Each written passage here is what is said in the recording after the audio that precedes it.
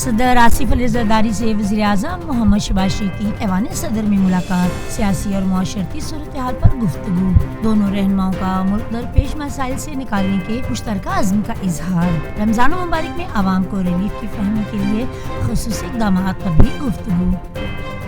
وزیر اعظم محمد شہباز شریف کی اسلام آباد میں چینی سفارت خانے آمد، چین کے سفیر چنگ زیدون سے ملاقات، چینی باشندوں کی ہلاکت پر اظہار تعزیت، سی پیک کے دشمنوں کو ناپاک عزائم کبھی کامیاب نہیں ہونے دیں گے، ذمہ دار اور سہولت کاروں کو کیفر کردار تک پہنچائیں گے، دہشت گردی کے مکمل خاتمے تک جنگ جاری رکھیں گے وزیر اعظم۔ صدر آصف علی زرداری کی بشام میں دہشت گرد واقعہ کی شدید مذمت، چینی باشندوں کی ہلاکت پر گہرے رنج اور غم کا اظہار، چینی حکومت اور عوام سے اظہار تعزیت، دشمن قوتیں پاک چین دوستی کو نقصان پہنچانے میں کبھی کامیاب نہیں ہوں گی، صدر مملکت۔ سیکورٹی فورسز کی بروقت اور مؤثر کارروائی، تربت میں نیولز پر دہشت گرد حملہ ناکام، شدید فائرنگ کے تبادلے میں تمام 4 دہشت گرد جہنم واصل، دھرتی کا ایک نڈر فرزند سپاہی نعمان فرید شہید، صدر مملکت اور وزیر اعظم کا سپاہی نعمان فرید شہید کو خراج عقیدت، دہشت گرد حملہ ناکام بنانے پر سیکورٹی فورسز کو خراج تحسین۔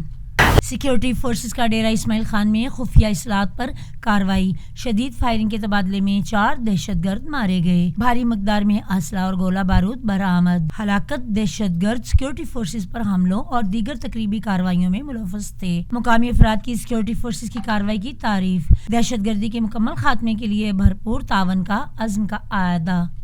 حکومت کا کام بہترین مواقع فراہم کرنا ہے، انڈسٹریز لگانا یا تجارت کرنا نہیں، ماضی کی کوتاہیوں سے سبق سیکھتے ہوئے ایسی پالیسیز مرتب کرنی ہے جن سے پاکستان آگے بڑھے۔ وزیر اعظم محمد شہباز شریف کا ایکسلنس ایوارڈز کی تقریب سے خطاب، بڑے ٹیکس دہندگان اور برآمد کنندگان کو قوم کا معمار قرار دے دیا، اعزازی سفیر بنانے اور بلیو پاسپورٹ دینے کا اعلان، معاشی پالیسیوں کے ثمرات، اسٹاک ایکسچینج میں تیزی کا رجحان برقرار، ٹریڈنگ کے دوران 66,000 کی نفسیاتی حد عبور، انڈیکس میں 380 پوائنٹس کا اضافہ، مارکیٹ 65,906 پر بند۔ وزیر اعلیٰ مریم نواز کی صدارت میں پنجاب کابینہ کا اجلاس، گندم خریداری اور دیگر امور پالیسی ساز کے لیے وزارتی کمیٹی قائم، متبادل توانائی ذرائع کے فروغ کے لیے حکمت عملی پر غور، پہلے مرحلے میں 100 یونٹ تک کی استعمال کرنے والے 50,000 صارفین کو سولر سسٹم فراہم کرنے کا فیصلہ، دائرہ کار بتدریج بڑھایا جائے گا۔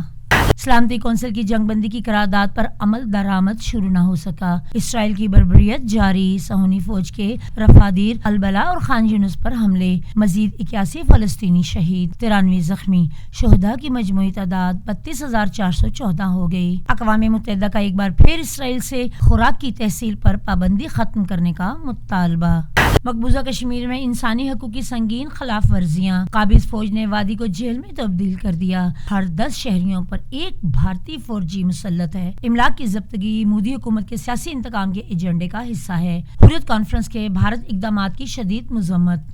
امریکی شہر بیلجیم اور میں کارگو بحری جہاز پل سے ٹکرا گیا، 3 کلومیٹر لمبے پل کا بڑا حصہ پانی میں گر گیا، متعدد گاڑیاں بھی دریائے پٹاسکو میں گریں، امدادی کارروائیاں شروع کر دی گئی ہیں۔ بارش کا سبب بننے والا مغربی ہواؤں کا سلسلہ کل ملک میں داخل ہوگا، بالائی دستی اور جنوبی علاقوں میں 31 مارچ تک وقفے سے بارش کا امکان، پہاڑوں پر برف باری بھی متوقع، لینڈنگ کا بھی خدشہ، NDM کے متعلقہ اداروں کو الرٹ رہنے اور پیشگی اقدامات کرنے کی ہدایت۔ اور وائٹ بال کرکٹ سیریز قومی ٹیم نومبر میں آسٹریلیا کا دورہ کرے گی، دونوں ملکوں کے درمیان 3 ون ڈے اور 3 T20 میچز کھیلے جائیں گے، سیریز کا آغاز 4 نومبر کو میلبرن میں ون ڈے میچ سے ہوگا۔